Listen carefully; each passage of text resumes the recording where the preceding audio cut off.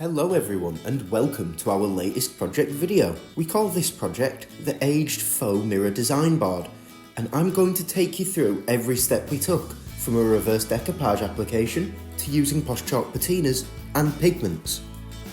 To get this project started, SollyJo cut the border off of the abstract trellis posh chalk decoupage paper that she had opted to use. She then laid the canvas on top of her decoupage, allowing her to make faint pencil lines which she can use to cut out the amount of decoupage that she needs. Once she had cut out a rectangle of her chosen decoupage that was the same size as her canvas, she used a water pen to tear an oval shape into the centre of her rectangle.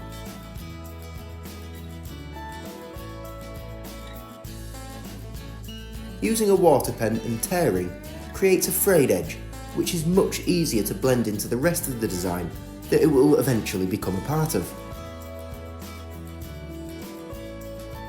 She had used scissors for the previous cuts, as blending in or hiding the edge will not be required at the edge of the canvas. Once she had the section of decoupage that she desired, SollyJo cleaned her glass first, in order to ensure that the decoupage application would be completely successful.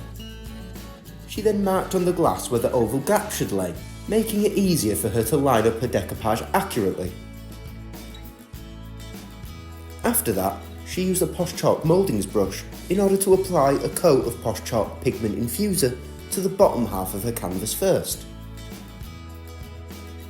The bottom half of the section of decoupage paper that she had just cut out was then laid on top of this coat of infuser before SollyJo smoothed it down using a clean and dry posh chalk smooth and blend brush.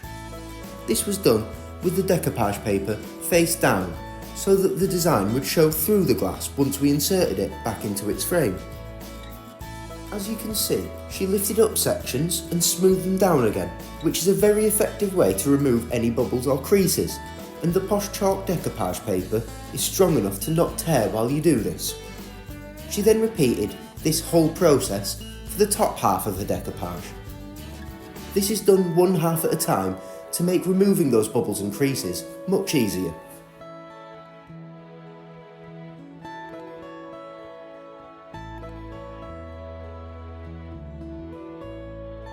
Once the decoupage paper was laid onto the surface in the correct place, SollyJo applied a generous coat of infuser on top, again using a posh chalk mouldings brush.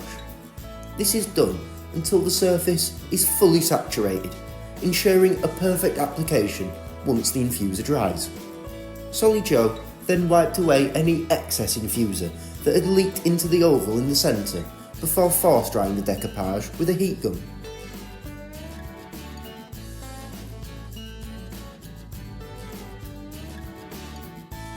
Next, to start creating the aged look that she wanted, SollyJo decanted some of the posh chalk smoky charcoal pigment onto an old WoodUbend board, then mixed it with the posh chalk pigment infuser.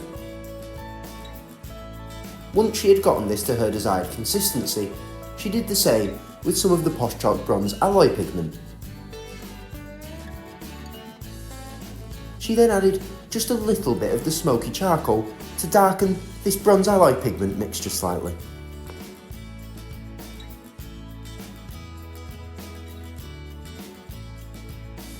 Using a small fan-shaped brush, SollyJo then splattered these mixtures inside the oval gap in the centre of the canvas. This technique creates a unique and natural looking aged quality.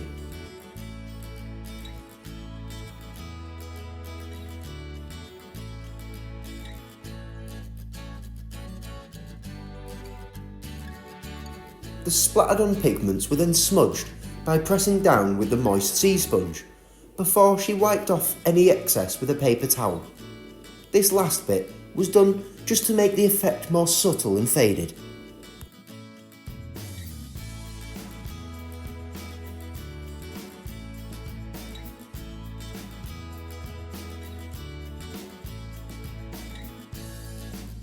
SollyJo then dabbed on the dark bronze pigment mixture around the edge of the central oval gap, also with a sea sponge. This was done to add to the aged look that she wanted to create, as well as the added benefit of making the border between the decoupage and the central oval look a lot more natural.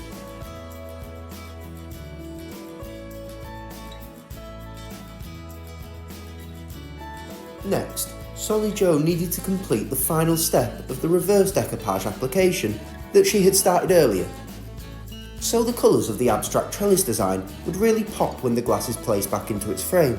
She applied a coat of cotton by Magic Paint with a Posh Chalk mouldings brush on top of where she had applied the decoupage earlier. As you can see here, where she has only done half of this coat, this step is very important if you want a perfect decoupage application.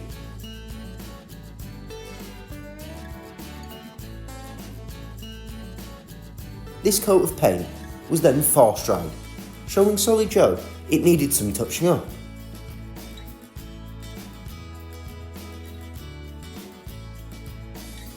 Once this second coat had fully dried, it was time to create the faux mirror in the centre of the design. As it was her first time using it, she first tested out the mirror effect spray on a small piece of glass. She then applied multiple coats of the spray to the oval-shaped gap, wiping away any excess in between each coat.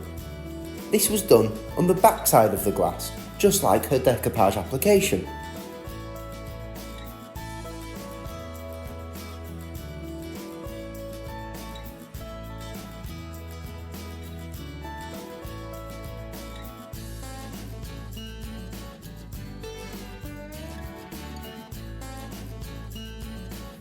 Once she was happy with the coverage, she force dried it with a heat gun, leaving her with a fully functional mirror-like surface in the centre of her design.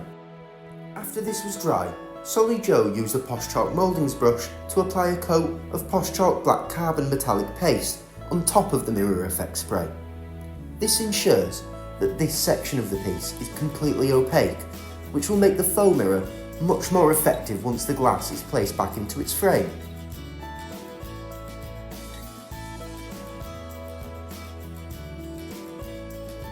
She then force dried the paste before moving on to pre-painting her WoodUbend appliques. SollyJo had already selected the appliques 1309 and 1723 for this piece, as well as a prototype for a new moulding that we want to create very soon. So, first she mixed her Posh Chalk Byzantine gold pigment with Posh Chalk pigment infuser on an old WoodUbend ball. She then spritzed the first of her appliques 1309 with water and stippled the pigment on with a mouldings brush. This combination of using a mouldings brush and making her moulding a little damp helps ensure that pigment gets into all of its nooks and crannies. Once this first applique was fully painted, she placed it on a griddle. This simultaneously dries the freshly applied pigments and starts warming the applique up while the rest are painted. SollyJo continued on applying her pigments to each applique in the same way and then placing them on the griddle.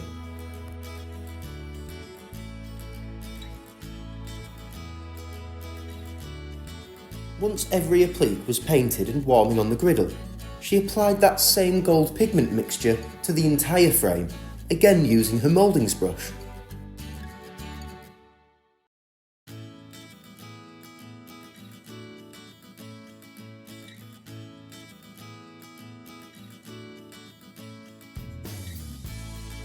She then placed her glass panel back into the frame and temporarily secured it with masking tape. Once the piece is finished, she will permanently fix it into place with nails. Now the pigments had fully dried, SollyJo flipped over all of the appliques on the griddle to ensure that they were heated enough to become fully malleable. She then applied some WoodUglue by WoodUbend to each applique and used a small paintbrush to spread out the glue until it covered the entire footprint of all of the appliques.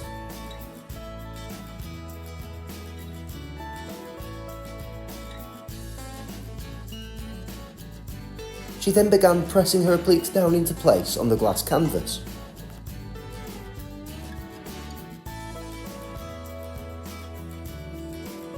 As you can see here, she then stretched and bent her appliques until they created the exact border that she wanted around her oval mirror.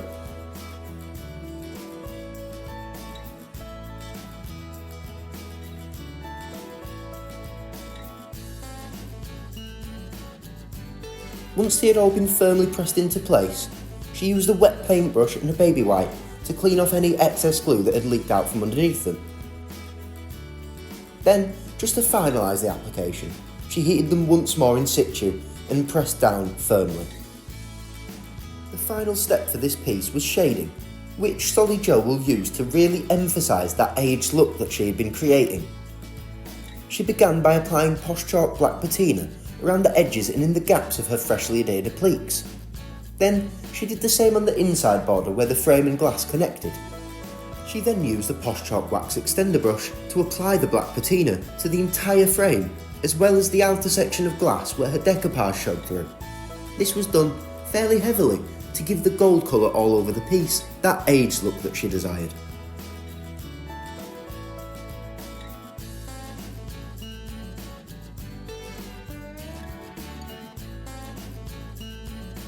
She then used the same wax extender brush to apply a coat of Posh Chalk patina extending wax to the whole piece.